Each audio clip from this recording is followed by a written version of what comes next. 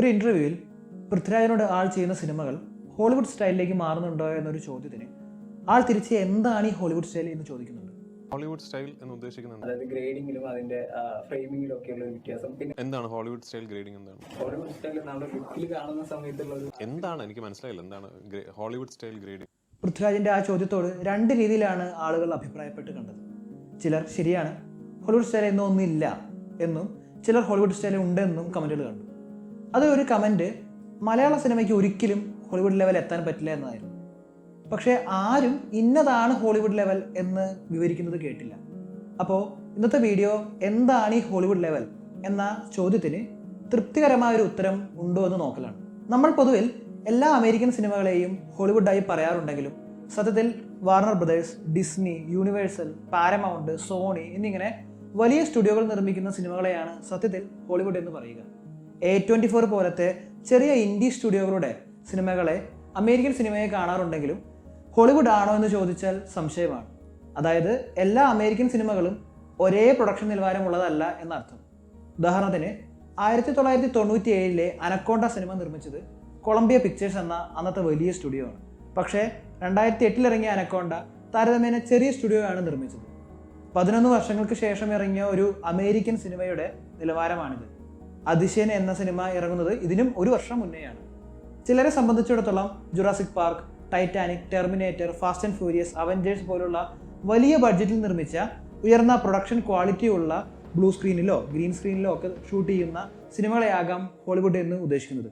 അങ്ങനെയാണെങ്കിൽ ഇന്ത്യയിലെ പല സിനിമകളും ഇത്തരത്തിൽ വലിയ സാങ്കേതിക മികവോടുകൂടി തന്നെ ചിത്രീകരിച്ചിട്ടുണ്ട്. എല്ലാം ഒരുപക്ഷെ കഥാപരമായി മികച്ചതാകണമെന്നില്ല. ഇന്ന് പല ഹോളിവുഡ് പടങ്ങളെക്കാളും മികച്ച VFX ചൈനീസ് സിനിമകൾക്കുണ്ട്. അപ്പോൾ ചൈനീസ് സിനിമകൾ ഹോളിവുഡ് ലെവലാണോ, അതോ നാളെ മുതൽ ചൈനീസ് ലെവൽ എന്ന് പറയുന്നു? ഏകദേശം ഇന്ത്യൻ തുക 2000 കോടിയാണ് അവതാർ എന്ന സിനിമയുടെ ബഡ്ജറ്റ്. 15 കോടി രൂപയ്ക്കുള്ളിലാണ് തുമ്പാദ് എന്ന സിനിമ നിർമ്മിച്ചത്. അതിൻ്റെ സെറ്റ് ക്വാളിറ്റി പല ഹോളിവുഡ് പടങ്ങൾക്ക് പോലും ഉണ്ടെന്ന് തോന്നിയിട്ടില്ല. ഇനി ഒരുപക്ഷെ വേൾഡ് ബിൽഡിംഗ് ആയിരിക്കാം ഹോളിവുഡ് ലെവൽ എന്നതുകൊണ്ട് ഉദ്ദേശിക്കുന്നത്. അതായത് മറ്റൊരു ലോകത്ത് നടക്കുന്നത് പോലത്തെ കഥകൾ. Lord of rings, star wars, Avatar, Harry Potter പോലുള്ള സിനിമകൾ. അപ്പോഴും ബാഹുബലി, വൈശാലി, അത്ഭുത ദ്വീപ് പോലുള്ള സിനിമകൾ നമ്മുടെ നാട്ടിലുമുണ്ട്. ഒരുപക്ഷെ എണ്ണത്തിൽ കുറവായിരിക്കാം. പക്ഷേ ഇത്തരം സിനിമകൾ ഹോളിവുഡ് ലെവലായി നമ്മൾ പറയാറുണ്ടോ? ഇനി ആണെങ്കിൽ നമ്മൾ ഓൾറെഡി ഹോളിവുഡ് ലെവൽ എത്തി. നമ്മൾ മനസ്സിലാക്കേണ്ട ഒരു കാര്യം, നമ്മളെ അത്ഭുതപ്പെടുത്തിയ പല ഹോളിവുഡ് സിനിമകളും മറ്റ് പല രാജ്യങ്ങളിൽ നിന്നും റീമേക്ക് ചെയ്യപ്പെട്ടവയോ ഇൻസ്പയർഡോ ആണ്. ഇൻസെപ്ഷൻ എന്ന സിനിമയുടെ ആശയം ലഭിച്ചത് പാപ്രിക്ക എന്ന ആനിമെ മൂവിയിൽ നിന്നാണ്. ഡിപ്പാർട്ടഡ് എന്ന സിനിമ ഇൻഫേർണൽ അഫയേഴ്സ് എന്ന ഹോങ്കോങ് ഫിലിമിൽ നിന്നും ഇൻസ്പയർഡ് ആണ്. റൈഫിൾ ക്ലബിൽ പറയുന്നത് പോലെ മെക്സിക്കൻ സ്റ്റാൻഡ് ഓഫ് പോലത്തെ ആശയങ്ങൾ വന്ന എ ഫിസ്റ്റ്ഫുൾ ഓഫ് ഡോളേഴ്സ് എന്ന സിനിമ ജാപ്പനീസ് സിനിമയായ യോജിംബോയിൽ നിന്നും ഇൻസ്പയർഡ് ആണ്.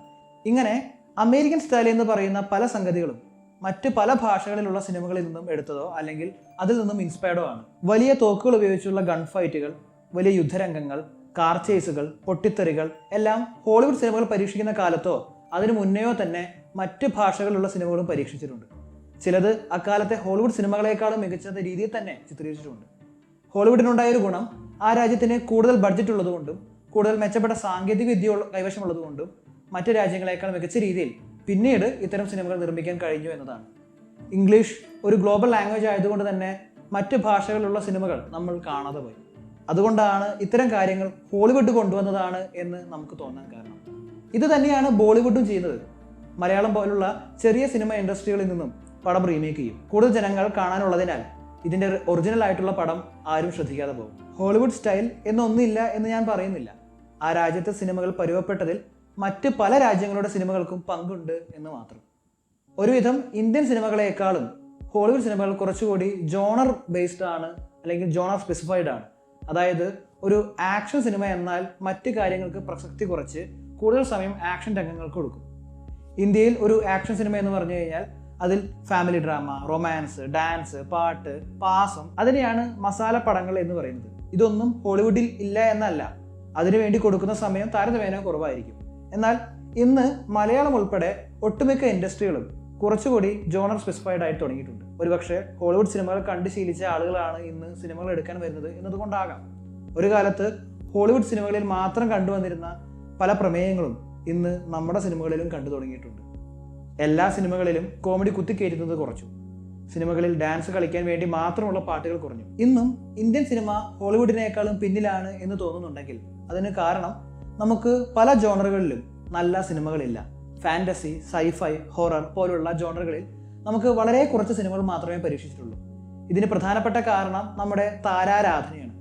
ഇന്ത്യയിൽ അധിക ആളുകളും നല്ല സിനിമ കാണാനല്ല പോകുന്നത്, ഒരു നടൻ്റെ എൻജോയബിൾ ആയിട്ടുള്ള സിനിമ കാണാനാണ് പോകുന്നത്. അങ്ങനെയൊന്നും അല്ല എന്നാണ് നിങ്ങൾക്ക് തോന്നുന്നതെങ്കിൽ ലോകത്തിലെ ഏറ്റവും കളക്ഷൻ നേടിയ സിനിമകളുടെ ഒരു ലിസ്റ്റ് എടുക്കുക. അതിൽ 2ാം സ്ഥാനത്ത് നിൽക്കുന്ന അവഞ്ചേഴ്സ് എൻഡ് ഗെയിം നേടിയത് $2.7 ബില്യൺ. അതായത് ഇന്ത്യൻ തുക ഏകദേശം 23,000 കോടി. അതിൽ അഭിനയിച്ച റോബർട്ട് ഡൗണി ജൂനിയർ എന്ന നടന്റെ ലാഭത്തിന്റെ 8% വിഹിതത്തിലൂടെ നേടിയത് 630 കോടിയാണ്. ഇവിടെ 1000 കോടി അടിച്ച പടത്തിലെ നായകന് 300 കോടിയും ഒരു ബഡ്ജറ്റിന്റെ പകുതിയോളം നായകനെ ലഭിക്കുന്ന കാഴ്ചയും കാണാം. അതായത് ഒരു ലാഭത്തിന്റെ 30-50% നായകൻ കൊണ്ടുപോവുകയാണ്. കാരണം നായകന് വേണ്ടിയാണ് ആളുകൾ തിയേറ്ററിൽ വരുന്നത്. റോബർട്ട് ഡൗണി ജൂനിയർ എന്ന നടനേക്കാളും അയൺമാൻ അല്ലെങ്കിൽ ടോണി സ്റ്റാർക്ക് എന്ന കഥാപാത്രത്തിനാണ് കൂടുതൽ പ്രശസ്തി. ഒരു പുതിയ ടോം ഹോളണ്ട് പടം കാണുന്നതിനേക്കാൾ ആവേശം ആളുകൾക്ക് പുതിയ സ്പൈഡർമാൻ സിനിമ കാണുന്നതിലാണ്. ജുറാസിക് പാർക്കിലെ പ്രധാന കഥാപാത്രം മനുഷ്യരല്ല, ദിനോസറുകളാണ്. ജോസ്, പ്രിഡേറ്റർ, അനക്കോണ്ട, പിരാന പോലുള്ള സിനിമകളുടെ അടുത്ത ഭാഗങ്ങളിൽ നടീനടന്മാരല്ല ആവർത്തിക്കുന്നത്, ഈ ജീവികളാണ്. ലോകത്തിലെ ഏറ്റവും കളക്ഷൻ നേടിയ സിനിമകളുടെ ഗണത്തിൽ 7ാം സ്ഥാനത്തേക്ക് ഒരു ചൈനീസ് സിനിമ വരുന്നത് നേജ 2 എന്ന ആനിമേറ്റഡ് സിനിമയായിട്ടാണ്. അതേസമയം ഇന്ത്യയിലെ ഏറ്റവും കളക്ഷൻ നേടിയ സിനിമയായ ഡങ്കലിന്റെ സ്ഥാനം 564 ആണ്. വ്യത്യസ്ത പ്രമേയങ്ങളുള്ള മികച്ച കഥകൾ ഏറ്റവും മികച്ച രീതിയിൽ അവതരിപ്പിക്കുമ്പോഴാണ് ലോകം ശ്രദ്ധിക്കുന്നത്. ഇന്ത്യൻ സിനിമ ഏറ്റവും ഉന്നതിയിൽ എത്തണമെങ്കിൽ നായകന്മാരെക്കാൾ നല്ല കഥകൾക്ക് സ്വീകാര്യത ലഭിക്കണം.